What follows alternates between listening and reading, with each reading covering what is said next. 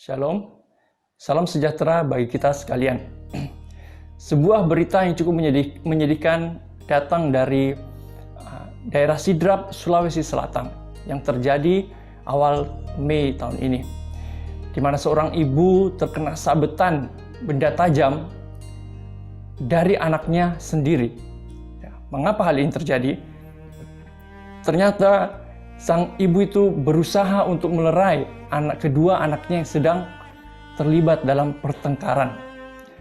Sehingga tanpa sengaja parang yang digunakan anak tersebut mengenai pipi dari ibunya.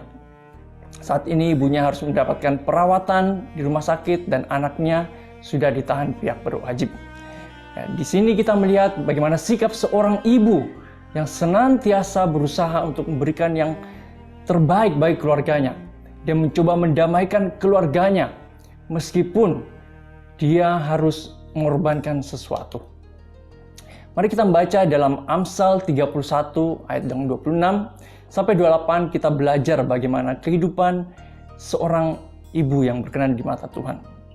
Amsal 31 ayat 26, ia membuka mulutnya dengan hikmat, pengajaran yang lemah lembut ada di lidahnya. Di sini kita melihat seorang ibu yang takut akan Tuhan itu mengajar dengan penuh hikmat. Dia mengajar, mendidik supaya anaknya bertumbuh dengan baik.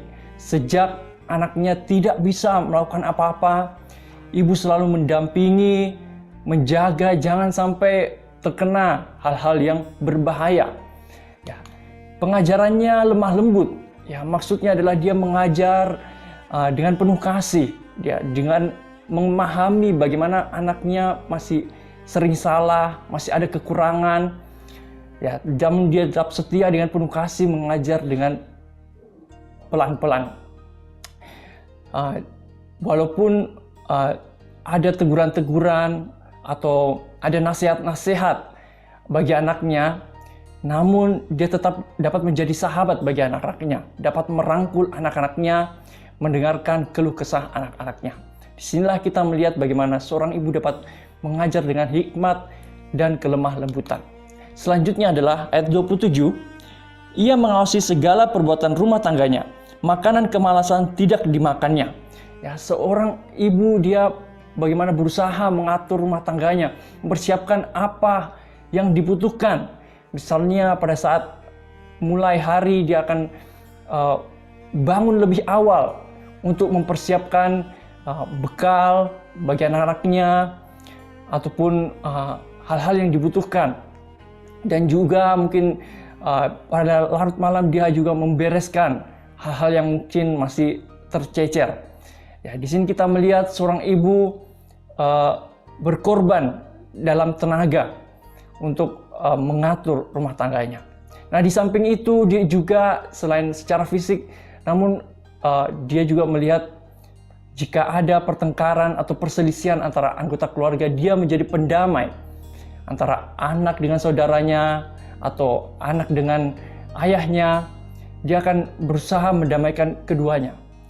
Ibu ini berperan sebagai perekat di dalam keluarga, menciptakan kondisi yang senantiasa damai di dalam rumah. Selain di sini kita melihat selain berkorban tenaga, ibu juga berkorban akan perasaannya. Seringkali dalam perdebatan saat dia merasa sudah terlalu heboh, sudah memanas, dia akan berusaha untuk mengalah terlebih dahulu. Diam terlebih dahulu, dan setelah reda dia akan bicarakannya dengan baik-baik. Setelah kita melihat pengorbanan ibu yang begitu besar ini, bagaimanakah sikap hidup kita selama ini terhadap ibu kita? Dia sudah berkorban tenaga, perasaan.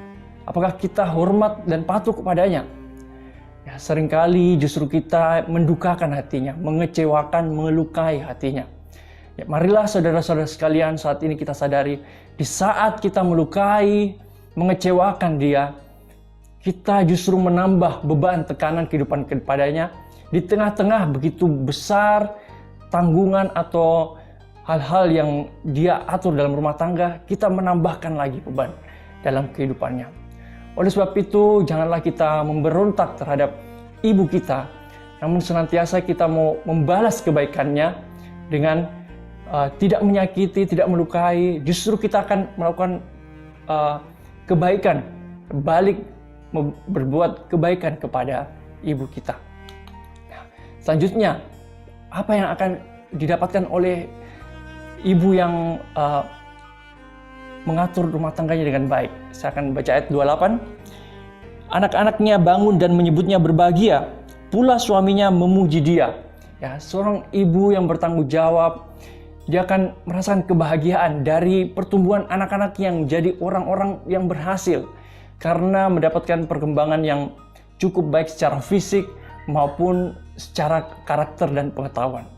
Ya, banyak contoh tokoh-tokoh luar biasa ya dilahirkan dari ibu yang merawat dengan baik. Salah satu contoh adalah seorang pendeta besar, yaitu pendeta Stephen Tong, ya, di mana dia memiliki ibu yang sangat mengasihi anak-anaknya, ya, ibu yang begitu banyak berkorban untuk mengasuh pendeta Stephen Tong dan juga saudara-saudaranya hingga mereka bisa menjadi orang-orang yang berhasil. Nah, di sini kita melihat bahwa seorang ibu yang takut akan Tuhan, yang senantiasa dengan hikmat Tuhan mengatur keluarganya, akan mendapatkan kebahagiaan di dalam hidupnya. Oleh sebab itu, sekali lagi, marilah kita senantiasa mengucap syukur untuk kehadiran ibu di dalam kehidupan kita. Kita mau senantiasa dengar-dengaran, hormat, dan tidak menyakiti perasaannya. Mari kita masuk di dalam doa. Bapa dalam surga, sungguh kami mengucap syukur ya Tuhan untuk seorang ibu yang Kau berikan dalam kehidupan kami ya Tuhan, yang sudah dengan penuh kasih mendidik, merawat kami hingga sampai hari ini ya Tuhan. Kami mohon Tuhan sendiri terus berikan kesehatan, kekuatan bagi ibu kami ya Tuhan.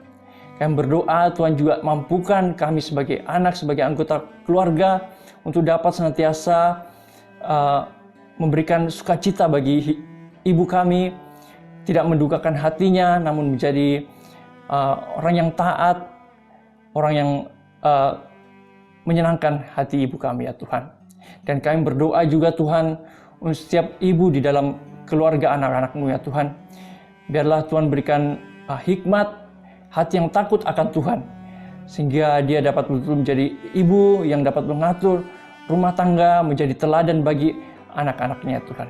Terima kasih Bapa, terpuja nama Tuhan, karena Tuhan sendiri senantiasa melawat keluarga-keluarga anak-anak-Mu ya Tuhan. Terpuja nama-Mu, hai dalam nama Tuhan Yesus kami sudah berdoa. Amin. Selamat beraktivitas, Tuhan Yesus memberkati.